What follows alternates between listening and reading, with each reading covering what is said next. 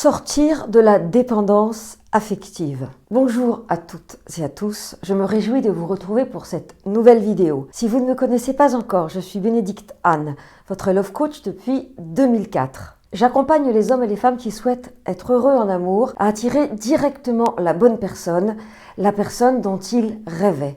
Et pour cela, chaque jour, je publie une nouvelle vidéo pour vous guider sur les chemins escarpés de la rencontre amoureuse. Si vous ne l'avez pas déjà fait, je vous invite à vous abonner à ma chaîne, vous trouverez le lien ci-dessous, et à cliquer sur la cloche des notifications pour être prévenu de chacune de mes vidéos. J'ai deux annonces importantes à vous faire. La première, c'est que j'organise mercredi 19 octobre à 19h30 au Café du Pont-Neuf à Paris, un café coaching dans lequel, bien sûr, vous me verrez travailler. Et au-delà du fait que je répondrai à vos questions, je vous montrerai la méthode que j'utilise pour vous sortir de vos blocages en général et plus particulièrement en amour. Vous trouverez le lien pour vous inscrire, c'est impératif, ci-dessous. Et la deuxième annonce que j'ai à vous faire, c'est que dimanche 27 novembre à 20h, j'organise un webinaire sur la dépendance affective dans lequel je vais évidemment approfondir les thèmes que j'aurai abordés aujourd'hui. C'est un sujet qui me semble important dans la mesure où il concerne quasiment tout le monde.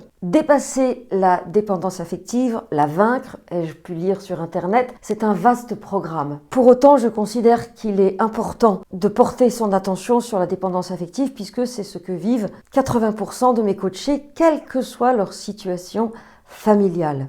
De mon expérience, il y a pour moi 4 grandes forme de dépendance affective. La première, la plus classique, fait suite à une rupture, à un trauma amoureux, à une situation violente vécue dans le couple, une infidélité, le changement de personnalité de son partenaire. Mais c'est évidemment la rupture ou une relation pas très claire, pas très officielle, pas très on est ensemble, mais qui existe quand même, qui est un peu cachée, mais pas vraiment. C'est une relation compliquée qui peut faire autant mal en termes de dépendance affective que la rupture elle-même. Le deuxième cas que je vois assez souvent, c'est quand les femmes ont menacé leur partenaire de divorcer, que finalement elles le font parce que monsieur ne bouge pas, et du jour au lendemain, son monde affectif, familial, marital s'écroule et tout à coup il panique. Sa panique est faite à la fois de gestion de situations qu'il ne gérait pas avant, comme les enfants, la cuisine, le linge, les activités des enfants quand il les a, les médecins, bref, tout ce qui concerne les enfants, qui était évidemment un univers dans lequel il ne mettait pas les pieds ou alors de très loin, une fois par an à la fête de l'école. Là, tout à coup, il va être face à beaucoup de charges nouvelles pour lui. La deuxième chose, c'est que son ex prenait aussi en charge l'alimentation, le quotidien, la logistique de l'appartement, de la maison. Et là encore, il va falloir s'occuper de son appartement comme un grand garçon. Et le troisième point, c'est que lorsqu'il rentrait le soir, il pouvait se chauffer contre sa bouillotte, il pouvait se répandre auprès d'une oreille compatissante qui était vraiment bienveillante. Et là, tout d'un coup, il se sent très seul. En réalité, je ne pense pas que ce qu'il croit être de l'amour soit la vraie raison de sa démarche vers moi, par exemple. Je crois que c'est plutôt l'angoisse de la solitude, le manque, le fait de se retrouver comme un enfant qui ne sait rien dans un monde qui fonctionnait très bien avant, mais dont il n'avait pas à se préoccuper. Pour autant, lorsqu'il vient me voir, il apparaît en dépendance affective. Et ça, c'est un cas que je rencontre assez souvent. Malheureusement, c'est la plupart du temps trop tard. Parce qu'il faut le savoir, il y a un jour cette fameuse goutte d'eau qui fait déborder le vase, et c'est la goutte d'eau de trop. L'autre jour, une de mes coachées m'a dit « ça a été l'infidélité de trop ».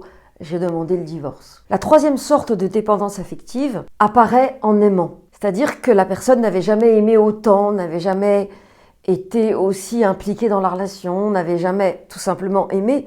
Elle pensait qu'elle aimait avant, mais en fait, elle découvre avec ce qu'elle ressent, avec cette intensité, que c'est ça l'amour. Et du coup, c'est tellement fort, c'est tellement incroyable que cette personne n'a qu'une trouille, c'est de perdre ce qui est en train d'apparaître comme l'amour à ses yeux, et qu'elle découvre et qu'elle ne voudrait pas perdre. Donc sa dépendance affective va apparaître avec l'amour. Et ça, c'est assez curieux parce que c'est pas quelque chose qui est là depuis tout le temps, avec qui elle est en coloc, c'est quelque chose qui la submerge, évidemment, cette personne, que de découvrir cela. Enfin, le dernier point que je vois quand même très souvent, je dirais qu'il correspond à 90% des gens, célibataires ou pas, ça n'est pas le sujet, c'est ce que j'appelle la dépendance affective de principe. C'est-à-dire que tant que le ping-pong est là, et ping-pong, tant que ça fonctionne, tant que ça roule, tout va bien. Malheureusement, dès qu'il y a un couac, un grain de sable, là, ça devient compliqué.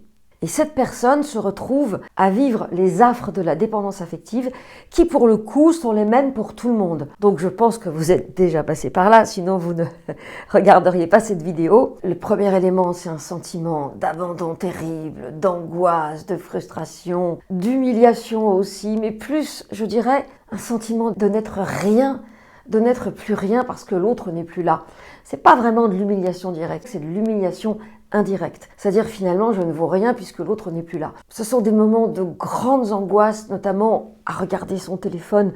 L'autre m'a-t-il écrit? L'autre a-t-il regardé mon message? Est-ce qu'il y a les 2 barres bleues qui sont marquées? Est-ce qu'il m'a bloqué? Est-ce que l'autre a vu que j'avais écrit? Ou est-ce que l'autre fait semblant de ne pas voir? Ou est-ce que l'autre, peut-être il est en réunion? Peut-être il est dans un avion? Et peut-être que son voyage dure tellement longtemps que c'est normal qu'il n'ait pas répondu. Et ce sont ces symptômes-là, ce sont ces ressentis-là qui créent la violence de la dépendance affective.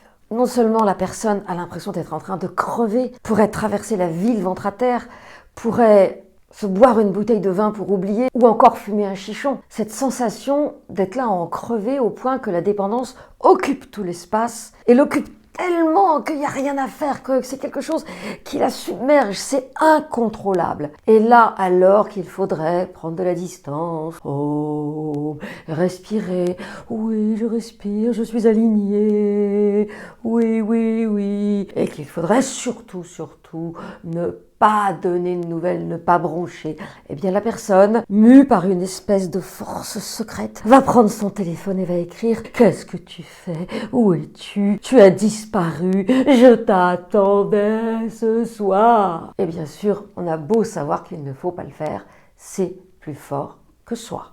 Et c'est ça le drame. Ce n'est pas tant de souffrir de la dépendance que de voir qu'elle nous submerge au point de ne rien pouvoir contrôler. Et là, évidemment, ne plus contrôler, ça renvoie la majorité des gens dans des affres, dans des gouffres, dans des abysses, dans des profondeurs qui n'ont pas de nom. Tellement le vide est important et tellement nager dans le vide est insupportable. Lors du webinaire du 27 novembre, je développerai les 2 points suivants. Le premier, c'est pourquoi le fait de passer à l'action ne va pas régler le problème, même si c'est une solution qui n'est pas stupide. Et le deuxième, c'est en quoi la pensée positive « je suis quelqu'un de bien, je suis quelqu'un de bien, tout va très bien, je mérite », en quoi la pensée positive pour le coup ne va pas être efficace. Et au-delà de ces 2 points qui me paraissent essentiels, je vous expliquerai aussi que la dépendance affective n'a rien à voir avec l'estime de soi, avec la confiance en soi. Que quand on me dit « ouais, si j'avais plus confiance en moi, alors je serais moins dépendante ». Bullshit, ce n'est pas vrai. Je vous démontrerai non seulement pourquoi, mais surtout, je vous expliquerai comment en sortir grâce à la méthode que j'ai développée. Et vous, est-ce que ça vous est déjà arrivé de souffrir de dépendance affective, de ressentir la dépendance affective, d'avoir envie de le buter, d'avoir envie de lui faire payer, d'avoir envie qu'elle souffre tellement avec son prochain partenaire, d'avoir envie de mourir tellement vous vous sentez triste? Est-ce que vous avez déjà rencontré la dépendance affective ou est-ce que c'est quelque chose qui n'est jamais passé par vous? Dites-le moi dans les commentaires, je serai ravie de vous répondre. Merci d'avoir regardé cette vidéo jusqu'au bout, merci de la liker si elle vous a plu, de la partager si vous pensez qu'elle peut plaire à des personnes de votre environnement et à demain pour une nouvelle vidéo.